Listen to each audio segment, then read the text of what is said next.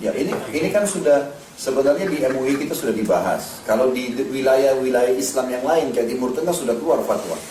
Rokok dimasukkan dalam kategori haram. Alasannya kenapa? Karena kaidahnya tadi.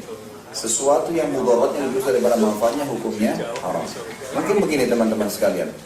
Kalau masih ada yang seorang muslim mungkin yang hadir sini ataupun di luar sana yang masih diuji, masih kena ujian, dia masih merokok.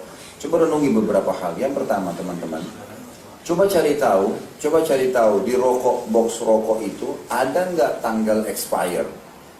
Semua penelitian ilmuwan mengatakan kenapa kalau bahan-bahan yang dianggap tidak ada expire itu asalnya banyak racun, mengandung racun. Tidak ada expire kalau racun. Obat-obat racun tikus itu nggak ada expire. Lain dengan yang lain. Itu yang pertama. Yang kedua, semua medis, semua dokter seluruh dunia tidak ada yang tidak sepakat. Semua secara kesehatan itu berbahaya dan sudah ditulis di rokok kan. Penyebab impoten lah, penyebab inilah, kanker lah. Sekarang sudah mulai pemerintah datangkan gambar foto. Saya nggak tahu nih, maaf teman-teman yang masih beli, itu gambar kelihatan atau enggak saya nggak tahu. Jelas-jelas gambar leher yang luka ini tetap dibeli. Baik, itu gambar teman-teman, itu foto dipasang, diwajibkan pabrik-pabrik rokok untuk pasang. Itu bukan pasang kosong, itu bukan cuma gambar hiasan, ini peringatan. Pemerintah dulu cuma nulis kanker ini segala. Sekarang apa ditulis? Rokok bisa membunuhmu. Dijelasin oleh pemerintah. Karena pihak pemerintah kalau melarang spontan, karena masyarakat sudah banyak yang melakukannya, dengan alasan nanti kalau ditutup pabrik rokok banyak yang PHK.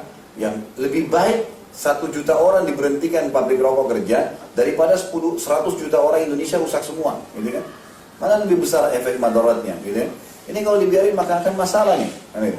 Secara medis itu memang seluruh dunia sepakat. Tidak ada yang dokter bilang rokok itu baik buat kesehatan. Pasti buruk-buruk. Sudah dipasangkan foto, ya kan? Sudah jelas dokter-dokter memberikan. Sekarang pemerintah tulis dengan besar. Sayangnya gambar orangnya besar, tulisannya kecil. Mestinya tulisannya itu rokok bisa membunuh besar, rokoknya di bawah kecil. Mestinya gitu. Supaya memang karena sudah tulis begitu saja masih dibeli, bisa membunuh masih dibeli kan gitu. Ini subhanallah, ada manusia, Bapak Ibu sekalian, ada manusia diberikan peringatan dengan lisan sadar. Ada manusia memang subhanallah dicambuk dulu baru mau sadar. Ada manusia nanti bencana besar datang baru mau sadar. Nah, ini bahaya nih, nggak boleh ya.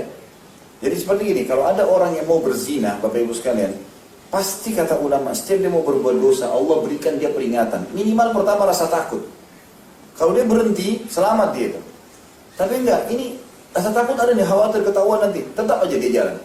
Gak lama kemudian HP-nya bunyi, mungkin istrinya telepon, mungkin suaminya telepon. Yang ketawa tahu diri ya. Ada peringatan dari Allah gitu kan? Ada peringatan, Allah SWT ingatkan. Sadar gak dia? Enggak, ngotot, tetap ke hotel. Baik, tiba-tiba ketemu temannya, tiba-tiba ketemu bawahannya, tiba-tiba.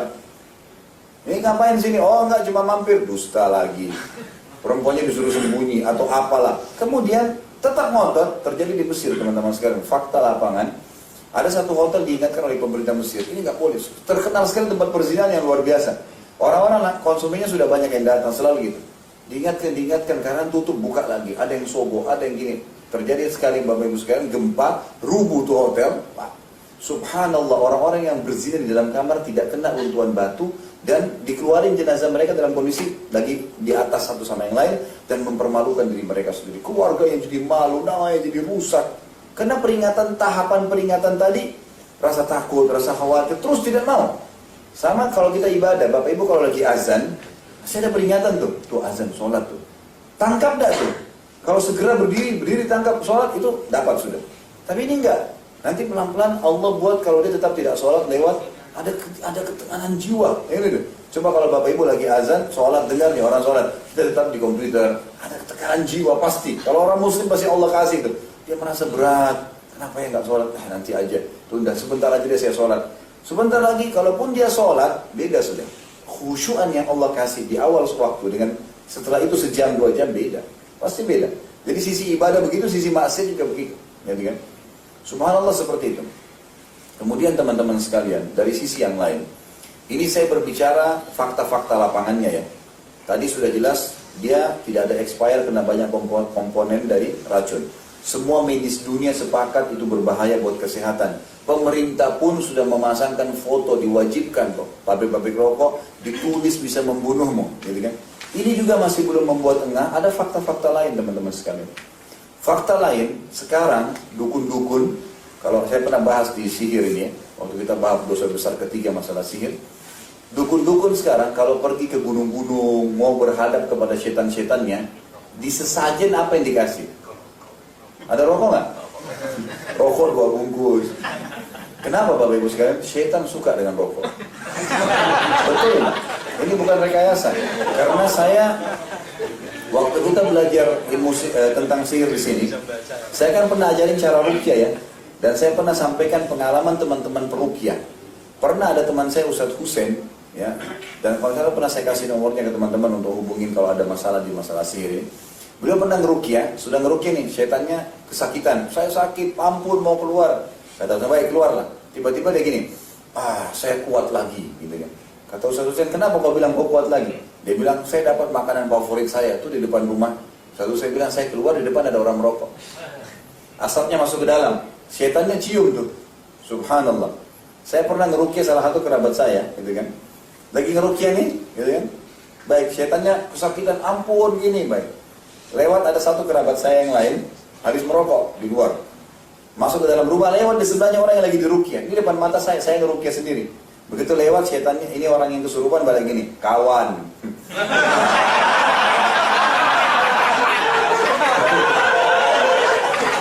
Udah benar ini, kawan.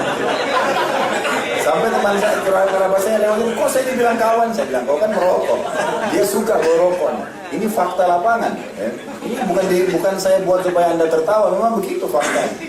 Jadi secara medis jelas berbahaya, pemerintah sudah larang, temannya syaitan, suka dia dengan itu.